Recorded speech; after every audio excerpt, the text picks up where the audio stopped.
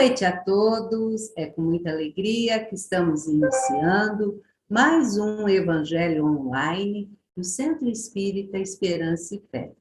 Eu sou a Tânia e é com imensa alegria que recebo todos vocês, sejam os nossos amigos que estão aqui na nossa salinha virtual e os nossos amigos, né, os nossos internautas que nos virão depois. E para nós iniciarmos, né, mais uma noite de estudo de uma obra do nosso querido Allan Kardec, né, o nosso grande codificador da nossa doutrina, eu vou chamar a nossa amiga Iraides para fazer a oração inicial. Seja bem-vinda, Iraides. Obrigada, Tânia. Boa noite a todos, queridos irmãos. Agora vamos serenar nossos pensamentos, conectando com essa espiritualidade amiga da casa do José Marques Garcia, equipe de luz imensa que trabalha para Allan Kardec, estrelas de luzes para nós. Senhor Jesus, tu que disseste, quando um ou mais se reunir em meu nome, aí estarei. Sentindo, Senhor, em emoção, as vibrações sublimes de seu coração. Sê conosco, Jesus. Nós louvamos a Deus, nosso Pai. Nós te agradecemos, Mestre Jesus, por nos conceder essa oportunidade de reunir em seu nome, estudar esses divinos preceitos que tem nos enviado, com esses mensageiros de luz, Allan Kardec, para permitir que avancemos cada dia mais no estudo, na compreensão da vida, na compreensão de nós mesmos, no entendimento de Deus, nosso Pai. Ilumine, Senhor, a nossa inteligência, os nossos corações, e aceita nossas humildes reverências de agradecimento a esse codificador que tanto fez por cada um de nós, que tanto fez pela humanidade. Obrigada, Deus, nosso Pai. Obrigada, Jesus. Obrigada, Kardec. Obrigada, José Marques Garcia. Abençoe a cada um de nós, os nossos lares, os nossos familiares, a nossa força de vontade, os nossos sentimentos, os nossos pensamentos. Ser conosco, Jesus, hoje e sempre. Que assim seja. Que seja. Como a Iraides bem disse na sua oração, né, do nosso querido Kardec, que nós só temos que agradecer a esse espírito, né, que passou aqui pela Terra, em 15 anos de trabalho, nos deixou uma riqueza muito grande, né, que é a nossa doutrina. E para continuar, eu vou trazer aqui uma música que fala sobre Kardec. Muito obrigado que a gente tem a esse espírito valoroso. A música chama Kardec, obrigado.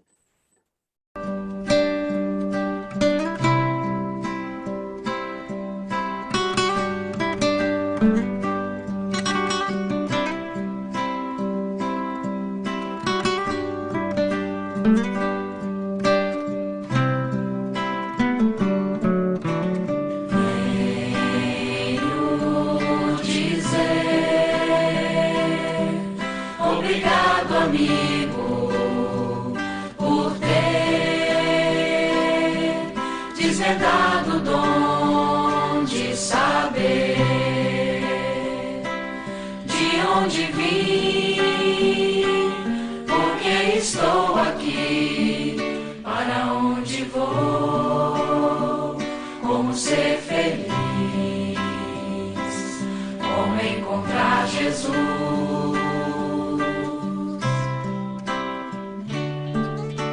Com seu trabalho, hoje temos Consolador, que nos trouxe o Cristo, rede vivo, e a nossa fé hoje é raciocinada, não há mais nada o que temer, apenas caminhar.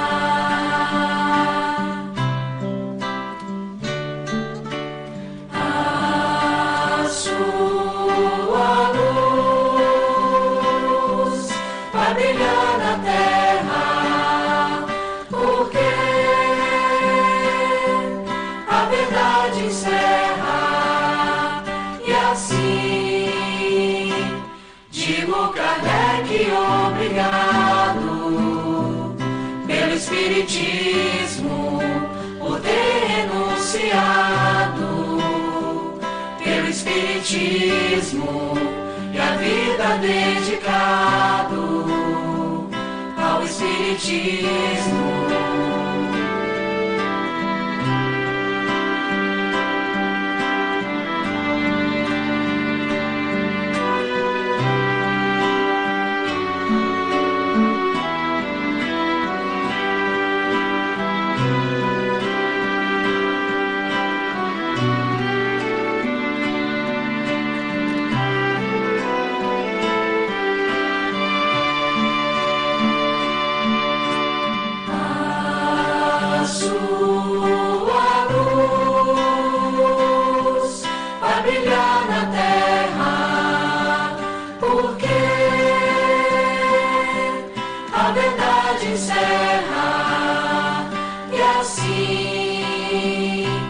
Digo Kardec, obrigado pelo Espiritismo, por ter renunciado, pelo Espiritismo e a vida dedicado ao Espiritismo. Ao Espiritismo.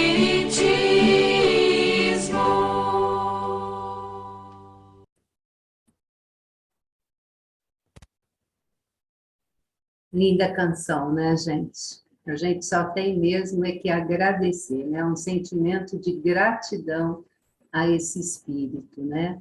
Que com a sua doutrina nos impulsiona para caminharmos para frente. E agora, eu vou chamar a nossa amiga, que irá fazer o estudo da noite, de mais uma obra do nosso querido Allan Kardec. Essa obra, eu falo que ela é muito especial. Kardec escreveu essa obra, mas não teve chance de publicá-la, né, Ângela? Então, vou convidar a nossa amiga Ângela. Seja bem-vinda, Ângela. A Ângela é trabalhadora da nossa casa, está sempre conosco, né? Fazendo os estudos. E hoje ela vai fazer para nós o estudo dessa obra, né? Obras póstumas.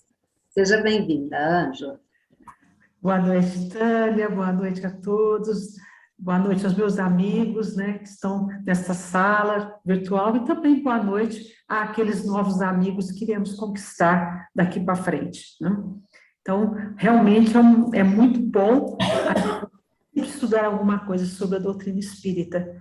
Esses estudos nos levam ao crescimento, à tranquilidade, eu falo que dá esperança, ele dá confiança e dá a certeza de que tudo está sob o controle divino. Então a gente fica com essa certeza na vida, que está tudo certo, né? E a gente vai caminhando mais tranquilo. Realmente, hoje sim eu me maravilhei com essa obra, que é Obras Póstumas. Quanta coisa eu aprendi, quanta coisa eu descobri e quanta coisa tenho certeza que eu ainda irei descobrir com os novos estudos. Então, nós vamos compartilhar a aula que eu preparei, os estudos que eu fiz, para que a gente possa, juntos, adquirir nossos conhecimentos.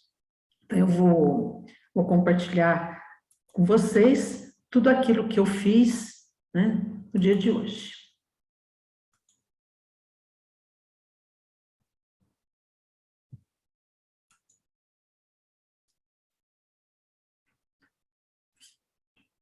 Uma tela grande para ficar melhor.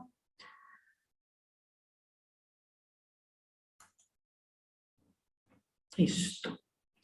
Então, nós vamos dar início aos nossos estudos da noite e vamos ver um pouquinho sobre a obra, né, de obras póstumas. Para começar a entender as obras póstumas, nós vamos voltar um pouquinho na história e vamos chegar até dia 31 de março de 1965 e vamos até Paris, que foi o dia do desencarne de Allan Kardec. Ele se desencarnou com 65 anos e todos nós sabemos que a causa foi um aneurisma, porque o Kardec apresentava um problema cardíaco, né? E toda aquela vida e toda aquela ânsia, né, de que ele foi trabalhando, chegou um dia que o aneurisma estourou e então Kardec desencarnou 65 anos. O que nos chama a atenção é essas duas frases, a persistência e os estudos constantes. Então, o Kardec teve esse lado, que é o lado que nós deveremos ter. Nós devemos ser persistentes e não devemos parar de estudar nunca. Foram esses dois fatores, a persistência e esses estudos, que cooperaram para que ele pudesse elaborar a doutrina e organizar os ensinamentos dos espíritos. Realmente um trabalho muito delicado, que só com uma persistência muito grande e uma renúncia de muita coisa poderia levar. E nós vamos então entender o que é póstumas, né? Então, no próprio dicionário já fala, póstumas, publicado depois da morte. Livro póstumo. Também o que acontece depois da morte de alguém. Uma homenagem póstuma, um prêmio póstumo. Então, obras póstumas. Foi uma obra publicada após a morte de Kardec, após o seu desencarne. Aí nós vamos chegar no dia do lançamento, 1890, em Paris também, foi a primeira edição que foi assim, apresentado para a sociedade esses escritos de Kardec. Né? Ele foi todo organizado pelos dirigentes da Sociedade Parisiense de Estudos Espíritas, que parece que o Kardec já sabia que isso iria ocorrer com ele, que não iria dar tempo, e ele deixou tudo organizado, essa Sociedade Parisiense, estava tudo sob controle, e eles, justamente com a Gabi, né, a Gabi no comando, eles fizeram essa compilação dos escritos do Allan Kardec. O foco é esse aí, é preciso propagar a moral e a verdade. Esse é o nosso foco. Aliás, é o foco da doutrina espírita. Sempre pensar na moral e sempre pensar na verdade. Não tem como nós elaborarmos um progresso numa pessoa se nós não ficarmos nesses dois itens, moral e verdade.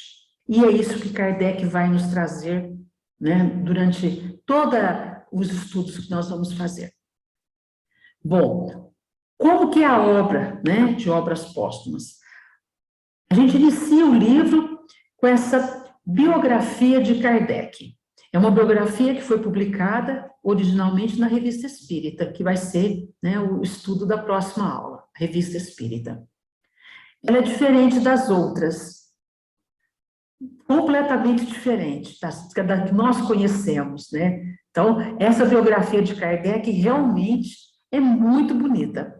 Ela foge daquele parâmetro de biografia que fica nas datas e tal. Não, ela vai dando uma noção de quem que era o Kardec, quem que era, né, o nosso professor que estava ali no comando. Depois vem o discurso proferido pelo astrônomo Camille Flammarion no dia do sepultamento de Kardec. que é um discurso lindo, maravilhoso, é focado em vários pontos da doutrina espírita e realmente nos faz algumas reflexões.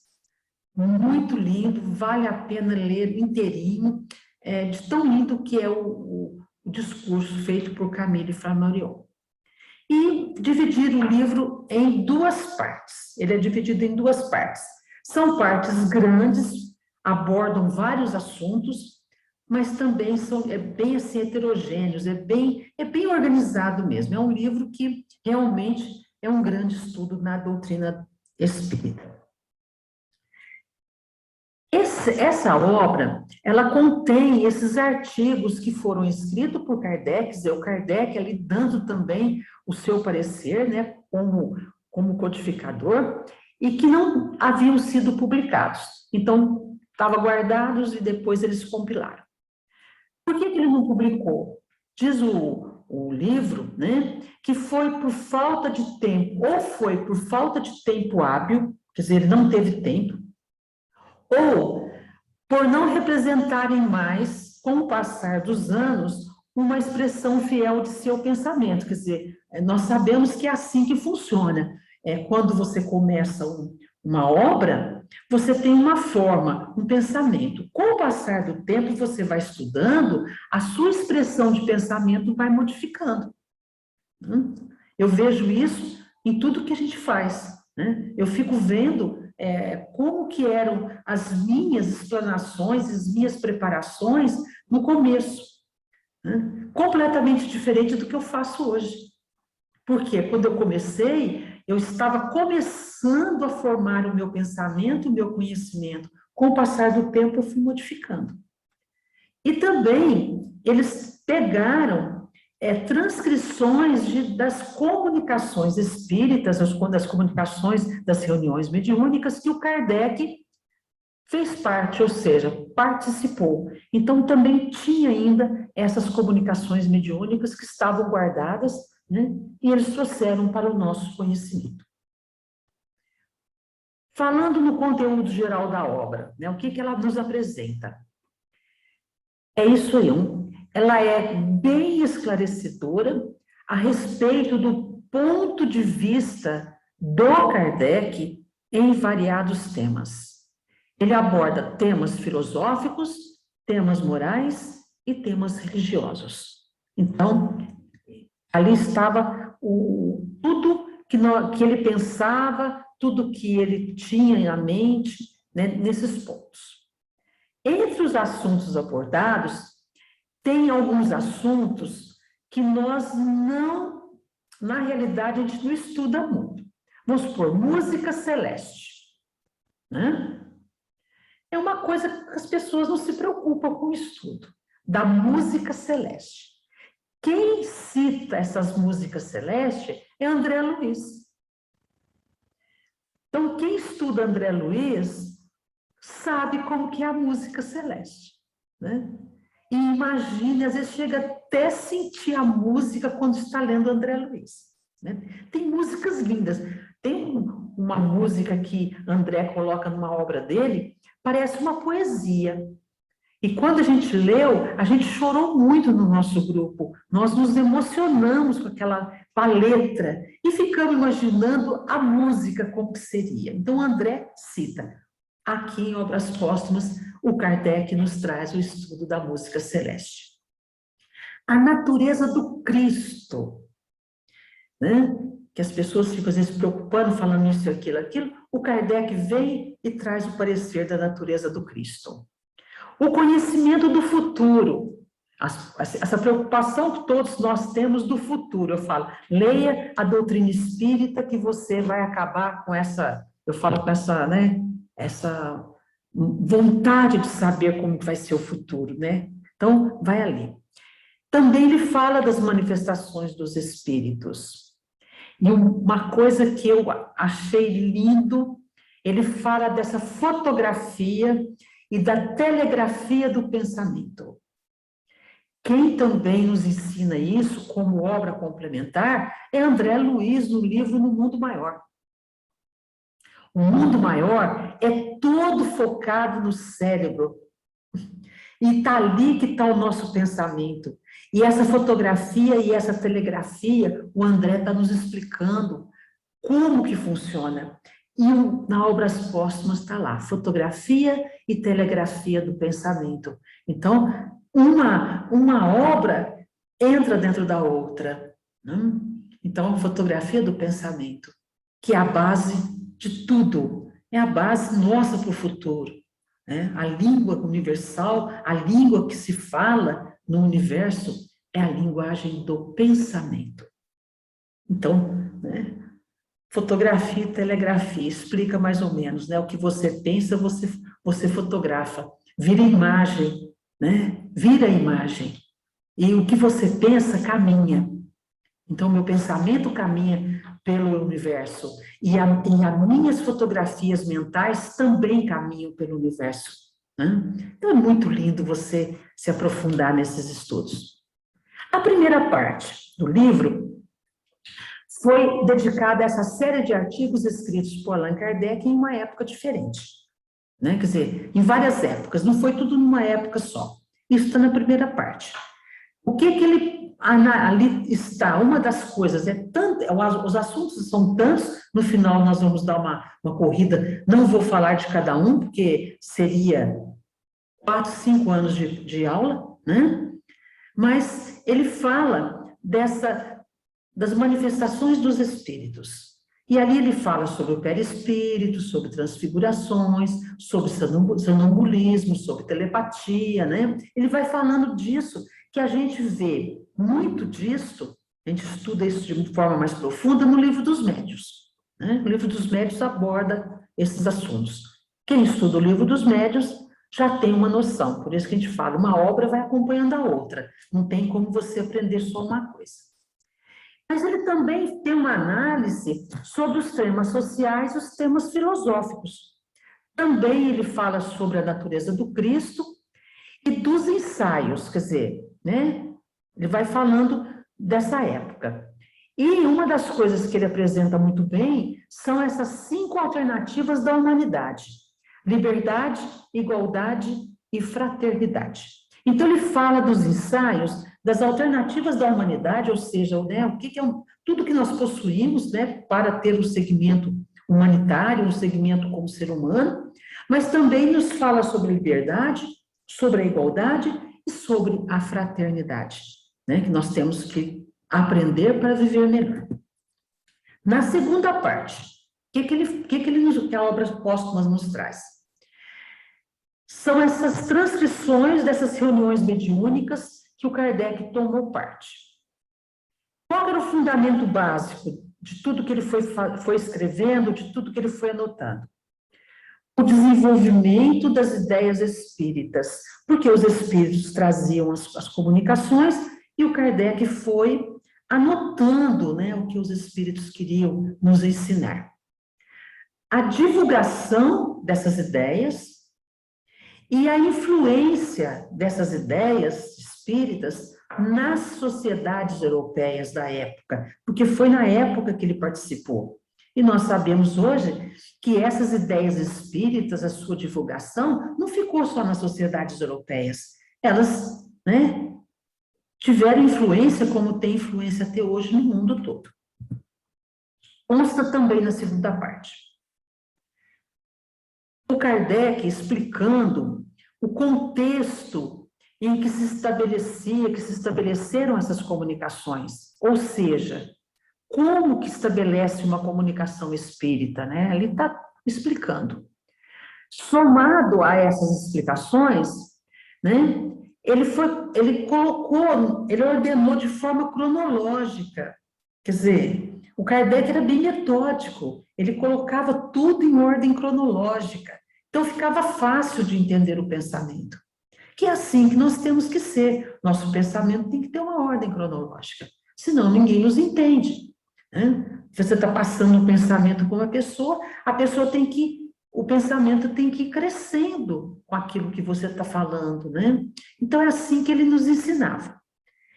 E ali eles perceberam, que o Kardec também percebeu, que estava nascendo uma nova obra, que essa obra, como diz a Tânia no começo, era mais uma obra que ele ia nos deixar, né? Então, quem estava ali compilando tudo percebeu que o Kardec realmente estava fazendo uma nova obra. Ele estava organizando uma nova obra, que seria compilada, né, com todas as informações, e ele traria para nós. Não deu tempo, mas, né, os amigos e a Gabi, quando perceberam, nos trouxeram a obras póstumas, né? Então, ela não está lá como as obras básicas, né, que a gente coloca como obra, mas ela está pós obras básicas. Então, faz parte, sim, do nosso conhecimento e tem que ser estudada.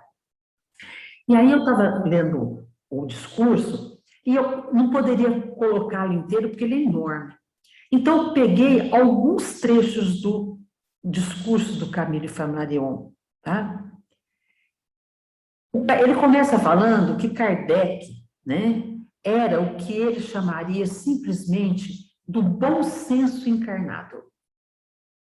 Né? Eu fiquei imaginando, né, o bom senso encarnado. Aí ele continua, Kardec tinha a razão direita e judiciosa, que é o que nós temos que ter. Uma razão correta e uma razão voltada para a justiça. Quer dizer, é coisa que o Kardec vem nos ensinar. Como organizador, o que ele viu? Que o estudo foi lento e difícil. Quer dizer, como organizador desse estudo tão lento e tão difícil, ele previu esse complexo estudo e que esse estudo também deveria entrar num período científico. O Kardec não ficou só naquilo, ele percebeu que o estudo nos levava a também caminhar com a ciência, que é o que o espírita tem essa obrigação de olhar, caminhar junto com a ciência. Então, o Kardec foi levando nossos estudos, né, esses estudos que ele estava organizando, e ele percebeu que deveria entrar no período científico também. Aí ele fala, espiritismo, senhores, não é uma religião, mas é uma ciência, da qual conhecemos apenas o A, B e C. Depois do D, E, F, G, nós não conhecemos ainda.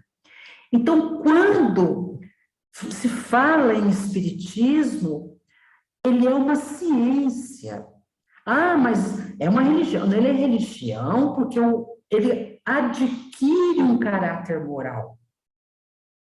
Os estudos nos levam ao aprimoramento da moral, né? Mas ele não é uma religião.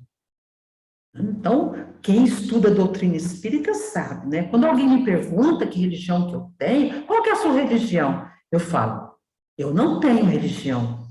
Eu sou estudiosa da doutrina espírita, né? Mas não como religião. Porque se eu enquadrar eu como uma religiosa espírita, eu começo a ter dogmas. Eu começo a voltar na minha origem. Então, ela não é uma religião. E o Flammarion continua. O tempo dos dogmas acabou. Doutrina espírita não pode ter dogma. E ela tem. Eles estão criando dogmas para a doutrina espírita. Doutrina espírita não tem.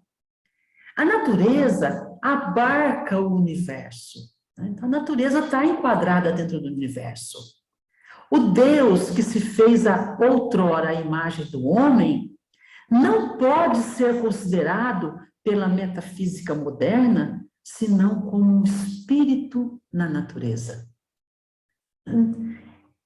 Aquela frase, a imagem e semelhança, né, do homem, né, que o homem é a imagem e semelhança de Deus, né, quer dizer, isso, né, nós temos que ter o exemplo, né, quer dizer, ser aquilo que Deus representa, que é a bondade, que é a justiça, que é a verdade, que é o amor.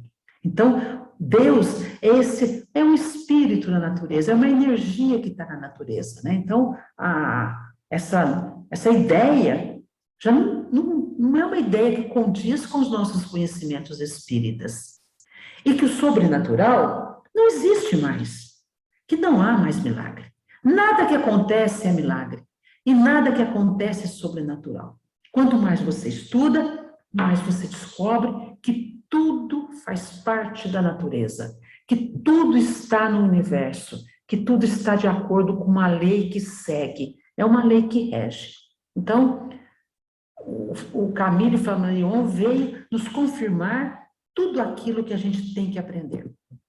A ciência nos abre visões tão autorizadas quanto as precedentes sobre os fenômenos da vida e da morte. Então, a ciência que nos dá uma visão, né? Nós vamos enquadrando ciência, vamos enquadrando informações espíritas, e aí nós vamos vendo, né, esse fenômeno de vida, esse fenômeno de morte, né? A gente vai aprendendo sobre a força que nos anima. Qual que é a força que nos anima? Essa força natural que está no universo, nós temos que buscar, elevar os nossos pensamentos. Como que eu faço isso? Observando a circulação das existências, né? Olhando para dentro de mim, descobrindo quem sou eu aos poucos e descobrindo que eu caminhei, que eu continuo caminhando, que eu sou, né, um espírito viajante e que eu vou aprendendo, né? Vou aprendendo, vou colocando nos meus andares do meu cérebro espiritual. Ali eu vou colocando tudo que eu tenho que colocar. A André fala que nós temos 3 andares do cérebro, né? Nós temos que cuidar muito bem do porão, que o André fala que ali está todo o lixo nosso, guardado no porão, que são, né, aquilo que nós vamos limpando e passando para os outros andares. Ou seja, tudo está nessa lei suprema da natureza. E o corpo, né, que nós possuímos, nós temos que conscientizar que ele é apenas isso aí, ó, um conjunto transitório de partículas que não lhe pertencem de nenhum modo. Então, esse corpo, esse conjunto transitório, que ele não nos pertence, né? E sim faz parte dessa natureza que nós estamos envoltos. Nós temos que aprender isso, né? E nós temos que cuidar para que essas partículas não se desintegrem antes do tempo. Então, nós temos que ter esse cuidado todo. E a alma que a ele se agrupou, a esse espírito, ela se agrupa segundo o próprio tipo, ou seja, de acordo com o que vai acontecer, é onde ela vai se agrupar. Ou seja, qual é o corpo que ela vai habitar?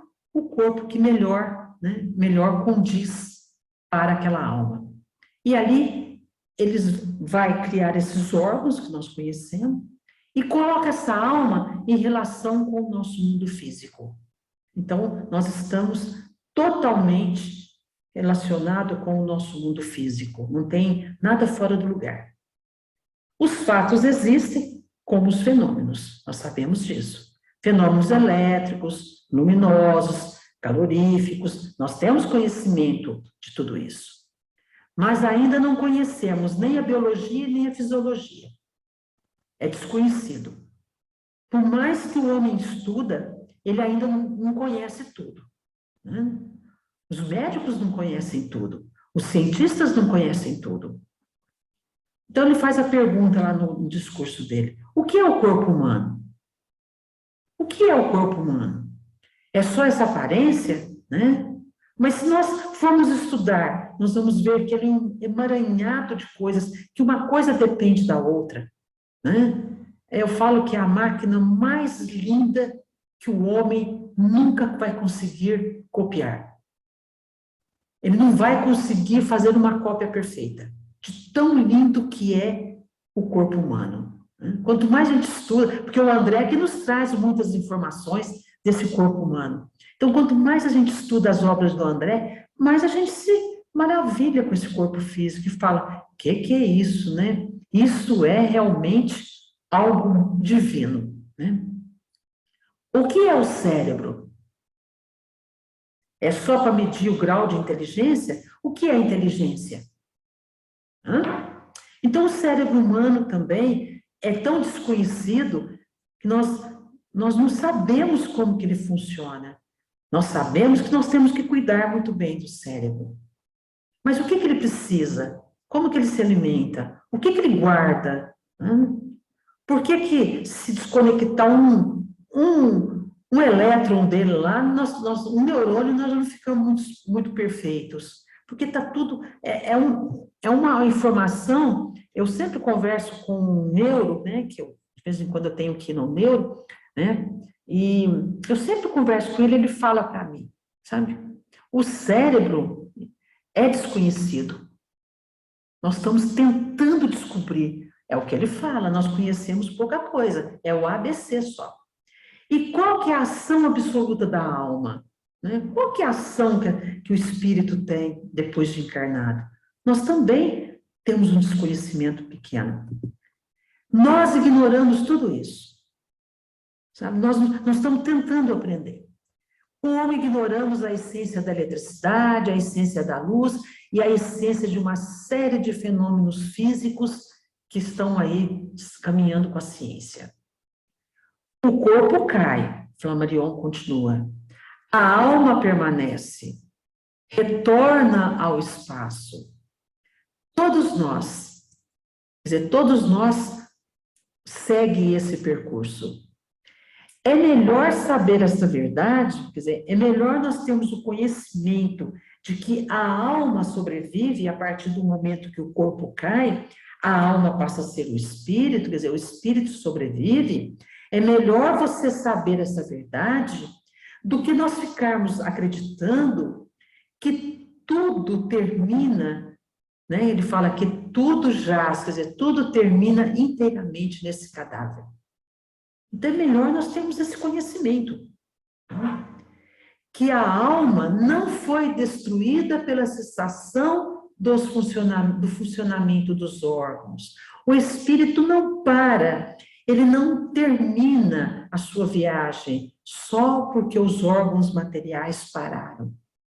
Aqui está embutido, nessas palavras do Camille Flammarion, a grande consolação prometida por Jesus. Aqui está embutido a grande consolação que nos dá o equilíbrio na perda de um ente querido, na perda de uma pessoa que nós gostamos, na perda de uma pessoa que nós conhecemos. O espírito não destrói, ele continua a sua viagem. Então, nós temos que ter esse conhecimento para vivermos bem. Por quê? Por que temer essa queda do corpo? Nós temos que estar assim, nos preparando 24 horas para para essa cessação de funcionamento de órgãos. E ele fala essa frase que para mim foi muito bonita. A imortalidade é a luz da vida. Como esse sol brilhante é a luz da natureza. Porque ele estava fazendo esse discurso, né? Já no finalzinho de março, 31 de março, já era abril. Ele estava fazendo esse discurso onde estava sendo enterrado o corpo de Kardec, era em abril. E ele fala do sol de abril, né? Das folhas que estavam. Então, ele dá uma descrição de como estava o sol naquele momento. E ele termina falando sobre esse sol de abril com essa frase, que a imortalidade é a luz da vida, como esse sol brilhante é a luz da natureza. E a primeira parte? A primeira parte são os assuntos que fazem parte das obras dos estudos que nós realizamos. Então, nós temos que estudar tudo isso. Então, aqui eu vou só comentar. Ele começa com a profissão da fé raciocinada. Ele fala de Deus, da alma e da criação. Que é essa fé que nós temos que ter, raciocinada. Manifestações espíritas. Ele fala das manifestações espíritas. E aqui ele nos tira, né, esse foco de sobrenatural. De ficar aí, né, achando que médium é um Deus. Então, aqui você estuda, você fala, não tem nada de excepcional. Ele é um trabalhador, foi escolhido para ser um trabalhador. Que ele faça o seu trabalho com grande responsabilidade. Agora, você falar que é um médium responsável é outra coisa. Mas falar que é um médium maravilhoso e ficar, né, endeusando, você foge um pouco do que a doutrina espírita nos ensina. Depois ele fala dos homens duplos e das aparições de pessoas vivas, né? É um assunto muito interessante. Fala da controvérsia sobre a ideia da existência de seres intermediários, ou seja, os seres intermediários que existem entre o homem e Deus. Ou seja, a ideia desse mundo invisível. É um mundo que nós vivemos, mas nem todos acreditam. Nós sabemos que aonde nós estamos agora, né, com certeza, tem os seres intermediários, tem os seres invisíveis assistindo. Eu falo que aqui na minha casa deve estar, né, sentados, também participando dos estudos. Eu tenho certeza absoluta. Né? A causa e a natureza da clarividência, que é algo que todo mundo tem, parece que uma curiosidade, mas não estuda. Tem curiosidade, mas não estuda. Aí ele fala da clarividência sonambúlica. É muito interessante esse assunto. Esse assunto está no Livro dos Espíritos, esse assunto está no Livro dos Médiuns, e esse assunto você encontra também em várias obras complementares, né? Inclusive Miramês. Miramês tem uma explicação muito boa sobre essa parte.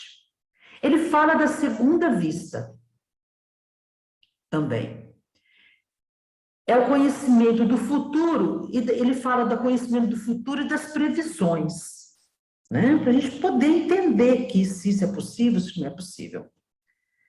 E fala desse estudo da fotografia e da telegrafia do pensamento. Ele começou a estudar, né? Eu fiquei imaginando se ele tivesse tido mais tempo, né? Já pensou o que nós iríamos aprender? Aí veio o André Luiz, né? Que eu falo que tudo é preparado por Deus. Veio o André Luiz para dar sequência nas obras dele sobre essa fotografia e essa telegrafia.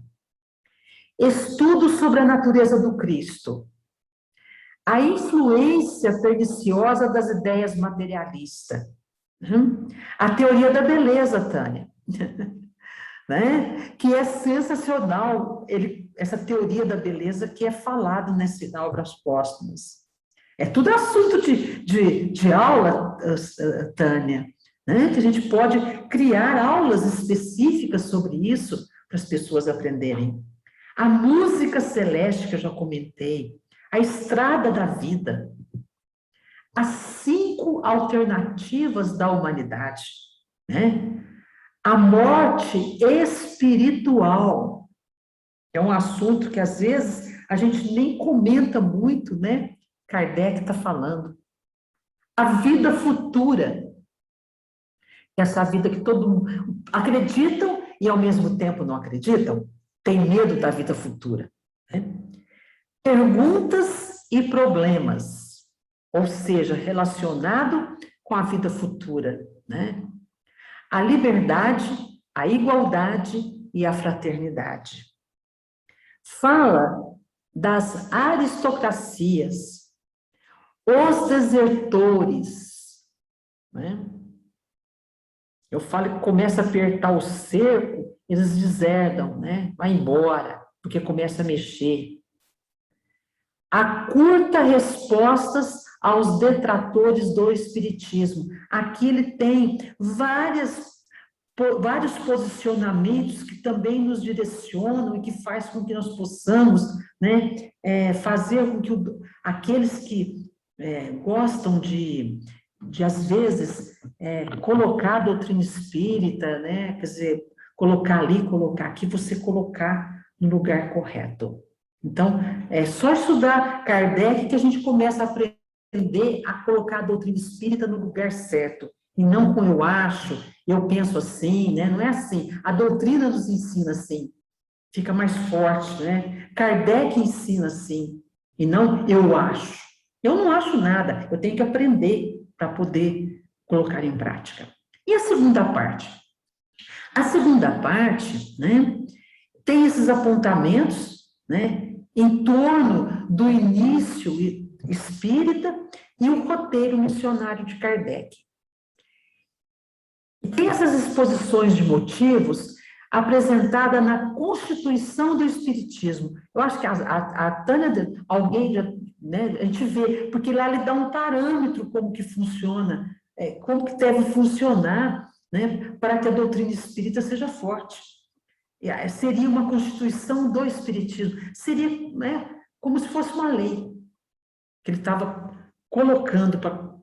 Então, na segunda parte vem esse legado, esse precioso legado do mestre leonês aqui, que ele fala de mestre leonês, as sociedades espíritas do futuro, para nortear as casas espíritas, para não ficar como está hoje, cada uma faz de um jeito, cada uma tem um pensamento e tal, e fica, parece que meio complicado, que as pessoas falam, mas eu vou em tal casa, é assim, né? Aí eu falo, não, a tal caso é assim porque eles não conhecem tão bem a doutrina, porque se eles conhecessem, eles não fariam desse jeito que está fazendo. Né? E é difícil você levar de acordo, né, com esse legado que o Kardec deixou. As pessoas ainda estão focadas em outras coisas, né? Então não estão focadas muito no conhecimento da doutrina espírita. E agora nós vamos fazer algumas reflexões rapidamente, tá?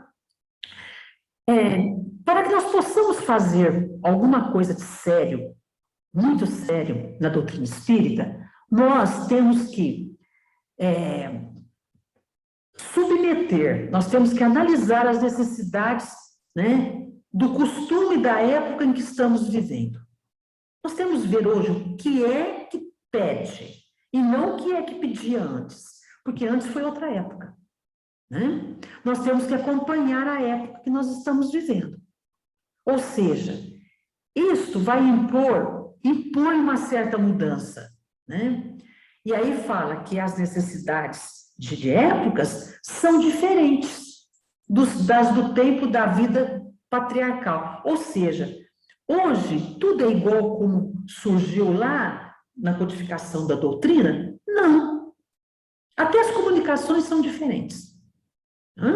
Prova é que nós hoje estamos vivendo nessa era tecnológica. Isso, para uns, está sendo, não, isso está errado. Nós estamos fazendo algo sério, nós estamos modificando a forma de propagar, de divulgar a doutrina espírita. É assim que tem que ser, né? O próprio interesse do espiritismo exige, pois, que se calcule os seus meios de ação para não ser detido em caminho. Ou seja, quem não acompanha as necessidades da época, ele vai parar no tempo. Vocês já pensaram, daqui uns anos, como que vai estar os adeptos da doutrina espírita? Totalmente focados na tecnologia. Totalmente. Por quê? Porque tudo está evoluindo. Se a gente acompanhar a ciência, a gente está vendo que ela está dando um salto também. Olha, a doutrina espírita é dinâmica. Se ele quiser fazer algo sério, ele vai ter que se submeter àquilo. Que todos nós, que nos dizemos espíritas, nós temos o mesmo pensamento? Não, cada um pensa de um modo, tá? Sobre todos os pontos nós temos divergência. O que não pode acontecer é que essa divergência que nós temos seja imposta, ou seja, tem que ser assim porque é assim que eu tenho que ser, tá? Então é onde existe a divisão, tá? E ela se torna mais prejudicial. Por quê? Porque se nós não tivermos sentar e ver o que é o melhor e fazer como se fosse, né, fazer assim, uma pirâmide, até chegar num ponto que vai conscientizar e vai dar tudo certo, nós nunca vamos saber se aquele grupo é um grupo aliado ou um grupo que está contra as decisões. Então, nós temos que não podemos só ficar assim. Ou seja, o que faz a força é o universo. Ou seja, o mesmo objetivo e o mesmo caminho. Não pode ser 10 pensando de um jeito. Nós temos que fazer nossos pensamentos divergirem para um ponto. Aí ele fala lá, isso é Kardec que fala, 10 homens sinceramente unidos pelo mesmo pensamento são mais fortes que 100 que não se entendem. E aí ele fala lá que numa sociedade isto, de repente, diminui. Mas isso não significa que aquela diminuição acabou aquele grupo. Pelo contrário, ele fala que fortalece para o futuro. Isso é pensamento de Kardec, né? Então, não é quantidade que conta, é qualidade. O que adianta? Punhado de pessoas, sou espírita, mas não tem qualidade. Ou seja, não estão focados no trabalho. Não vai se entender nunca. Então, Kardec fala que mais vale 10 pensando unidos pelo mesmo pensamento do que 100 divergindo. Os males da humanidade vêm da onde? Da imperfeição dos homens.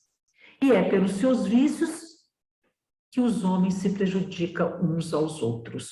Os meus vícios prejudicam outras pessoas. E eu posso passar para as pessoas esse vício. Eu posso passar. E as pessoas podem captar meus vícios. E as boas leis contribuem para a melhoria do Estado. Mas essas leis sociais, elas só são dessa grande melhoria para a sociedade, para o estado social que eu vivo, mas elas não têm nenhuma força para assegurar a felicidade da humanidade. Sabe por quê? Porque as leis sociais comprimem só as más paixões. Ou seja, né? Pega as más paixões e não pode fazer. Tá? Mas às vezes elas não tiram as más paixões. Né?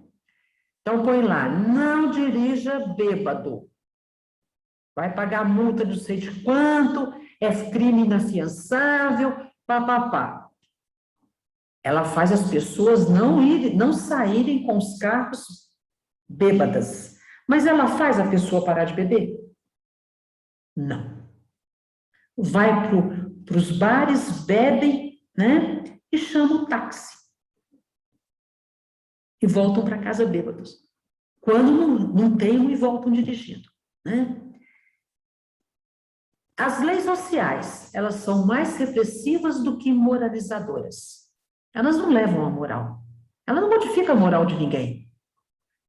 Só não entra numa lei, não vai contra a lei social quem tem moral. Quem já aprendeu que não pode matar, ele não cai na lei social.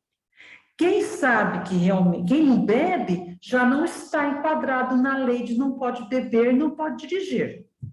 E assim vai, a moral vai tirando os vícios que não precisa de leis sociais para regular. Então, a lei social reprime os atos maus, mas não destrói a causa. E o progresso? Né? Esse progresso que nós já estamos quase acabando. O progresso geral, Kardec falava na época, falou, né, deixou escrito, que o progresso geral, nós estamos falando geral da humanidade toda, é resultante dos progressos individuais, tá? Nós vamos progredindo individualmente e vamos levando esse progresso para a sociedade. Aí vocês estão entendendo por que a humanidade ainda não está tão desenvolvida? A culpa é de cada um. A culpa não é do mundo, a culpa não é da mídia, a culpa não é da bebida, a culpa não é disso, a culpa não é daquilo. Nós estamos jogando responsabilidades. A culpa é de cada um. Tá? Não é do governo, não é do estado, não é do município. A culpa é de cada um. Porque se é individual, eu tenho que progredir para fazer a sociedade que eu vivo progredir também. Né? E progredir individualmente não consiste apenas em eu desenvolver a minha inteligência. adquirir alguns conhecimentos, né? Isso é uma parte do progresso. Mas o que vai jogar o progresso para frente, o meu progresso individual, é o aperfeiçoamento moral. Ou seja, todos nós temos que extirpar os maus germes que existem dentro de cada um de nós. Ou seja, fazer o verdadeiro progresso. Por isso que o progresso é difícil. Porque nós temos que mexer dentro, né? Eu tenho que mexer quem sou eu, os defeitos que eu tenho, tudo que eu tenho de errado, né? Não, eu quero mexer no defeito do presidente, do prefeito, do médico, da polícia, do vizinho, do marido, do filho, e deixo os meus para trás. Não, eu tenho que mexer no meu, para que o meu possa atingir a sociedade que eu vivo. Eu tenho que realizar o verdadeiro progresso. O Kardec era maravilhoso. Eu falei, na hora que eu estava estudando, pensei comigo, né? Eu penso em voz alta, porque eu falo comigo mesmo. E falei, Kardec, né? Como que você vem fortalecer o pensamento que eu tenho, o pensamento que eu defendo, o pensamento que eu sempre segui? A culpa de tudo, da falta do progresso, não está no mundo que gira em volta de mim, mas sim em mim, que precisa fazer o melhor, né? Então, eu agradeci muito a Deus. Qual que é o elemento que nos joga para a frente do progresso? Acreditar na vida futura, tá? É essa crença na vida futura que estimula o espírito, né, para ter coragem nas provas, que faz com que a minha razão me mostre que eu tenho que ser perseverante na luta contra o mal, que me mostra um objetivo. Quer dizer, eu tenho que perseverar, eu tenho que ter essa noção. Eu preciso sim batalhar para que eu possa ser uma partícula modificadora do progresso do planeta que eu vivo. E depois do universo aonde eu viajo, né? Nessa viagem universal que todos nós fazemos. Mas cada um é uma partícula que vai fortalecer esse progresso. Para que possa se fortalecer, o que nós temos que fazer? É necessário que ela, ou seja, essa crença na vida futura, satisfaça completamente a razão, que responda plenamente à ideia da sabedoria, da justiça e da bondade de Deus. Porque se eu não entender essa sabedoria, se eu não entender essa justiça, e se eu não entender essa bondade de Deus, eu fico na dúvida e eu fico na incerteza. É o que nós estamos vivendo hoje. Com essa pandemia, as pessoas não colocaram em prática essa força, essa crença na vida futura e não entenderam que tudo o que está acontecendo faz parte da sabedoria divina, faz parte da justiça divina e faz parte da bondade divina. Nós estamos passando por tudo isso para que possamos ser melhores no futuro. Mas nós estamos entendendo tudo ao contrário. Ah, porque está me privando, porque está me tirando a liberdade, o meu direito de ir e vir, é isso que todo mundo... Não, ele não está tirando. Ele não está separando. Continuamos nos amando. Pelo contrário, o amor se tornou mais forte para quem está enquadrado nessa, né? E aí você acredita completamente que o dia de amanhã é a continuação da véspera. Então, essa ideia que o Espiritismo dá da vida futura não é uma concepção humana. Né? Eu não já nasci, quer dizer, hoje eu tenho mais essa ideia. Nós já vivemos várias vidas, então a gente foi aprendendo, tá? Mas, sim, nós estamos aprendendo porque essa concepção, hoje, ela é um resultado desses estudos feitos, fornecido pelos exemplos dos diferentes categorias de espíritos. Nós fomos aprendendo os Espíritos foram nos ensinando. Que eles nos trouxeram o quê? A prova da existência e a prova da imortalidade da alma. Nós aprendemos isso.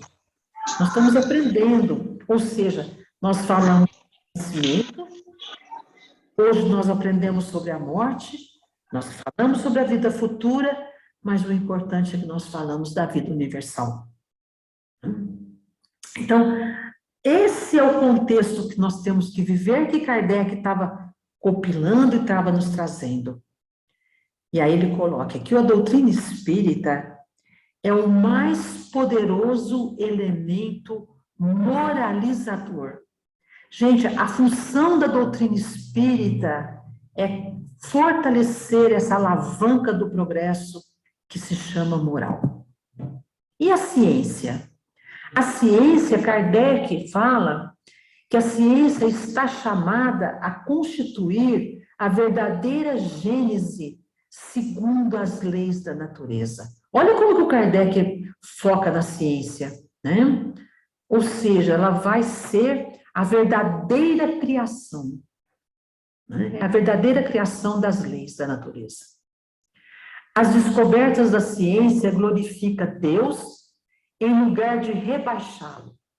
Não destroem senão o que os homens edificaram sobre as ideias falsas que se fizeram de Deus. É a ciência que coloca Deus em evidência. É através das descobertas científicas que nós vamos nos fortalecendo em Deus.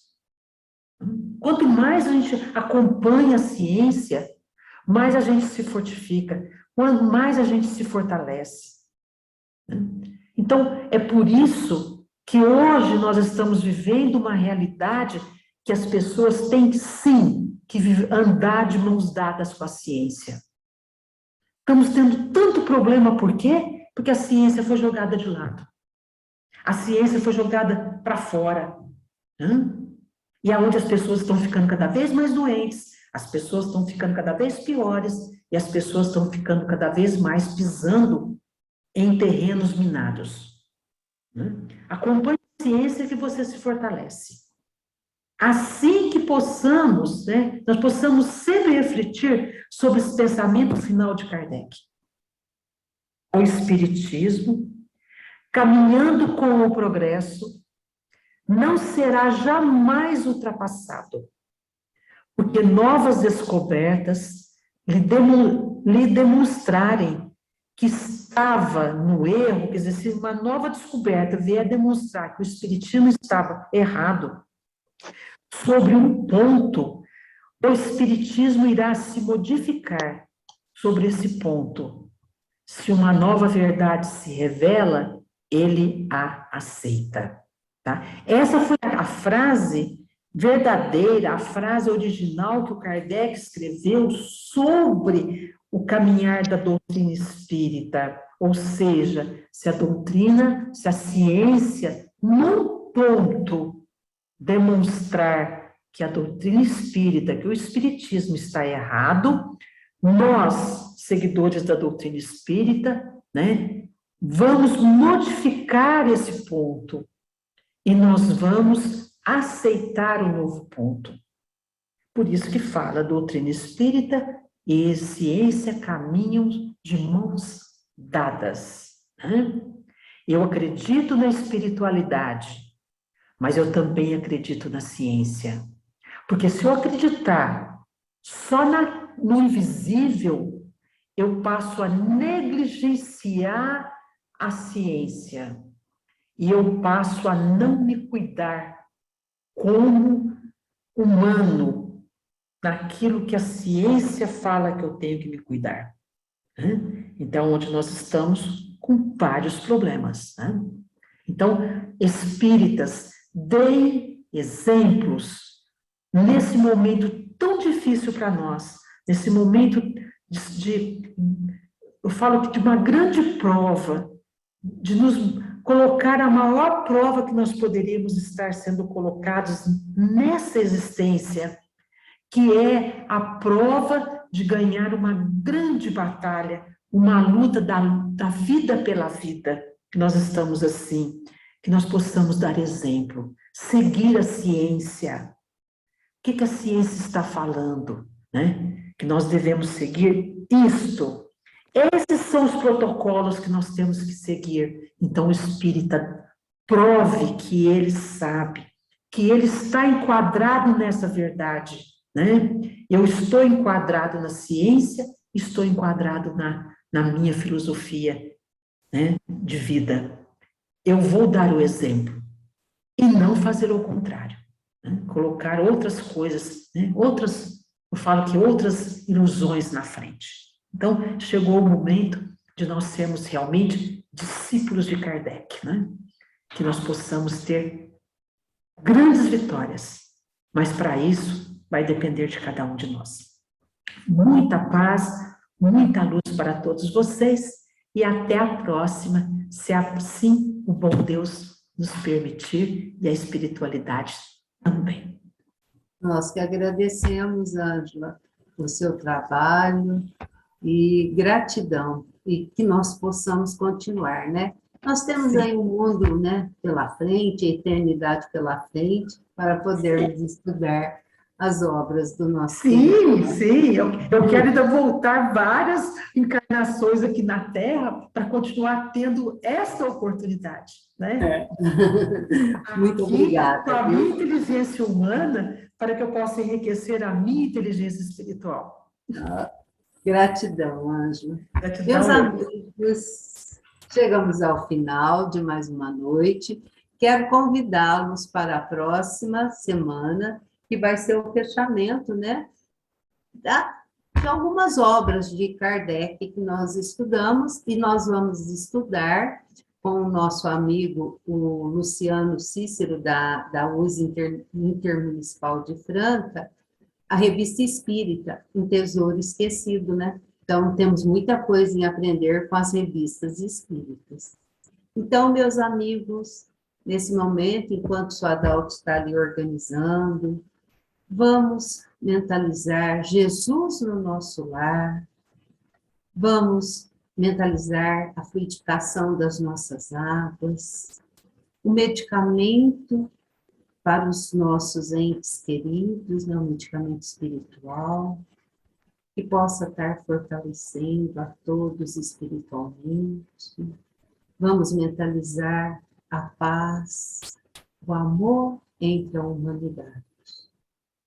Que Jesus nos abençoe nessa semana, para que possamos seguir sempre com muita paz, com muito amor no coração. Seu Adalto? Sim. Deus, nosso Pai, que sois todo poder e bondade, dai força àquele que passa pela provação, dai a luz àquele que procura a verdade, pondo no coração do homem a compaixão e a caridade. Deus, dai ao viajor a estrela guia, ao aflito a consolação, ao doente o repouso. Pai, dai ao culpado o arrependimento, ao espírito a verdade, à criança o guia e ao órfão o pai. Senhor, que a vossa bondade se estenda sobre tudo que criaste. Piedade, Senhor, para aqueles que vós não conhece. Esperança para aqueles que sofrem. Que a vossa bondade permita aos espíritos consoladores espalharem por toda parte a paz, a esperança e a fé. Deus, um raio, uma centelha do vosso amor pode abrasar a terra. Deixai-nos beber nas fontes dessa bondade fecunda e infinita, e todas as lágrimas secarão, todas as dores acalmar-se-ão. Um só coração, um só pensamento subirá até vós como um grito de reconhecimento e de amor. Como Moisés sobre a montanha, nós vos esperamos com os braços abertos. Ó poder, ó bondade, ó beleza, ó perfeição, e queremos, de alguma sorte, alcançar a vossa misericórdia. Deus, dai-nos a força de ajudar no progresso, a fim de subirmos até vós. Dai-nos a caridade pura, dai-nos a fé e a razão, dai-nos a simplicidade que fará das nossas almas um espelho, onde se deve refletir a vossa santa e pura imagem. Que assim seja. Que assim seja. Meus amigos, um abraço bem apertado a todos, um beijo no coração e até a semana que vem. Fiquem com Deus, uma semana abençoada para todos.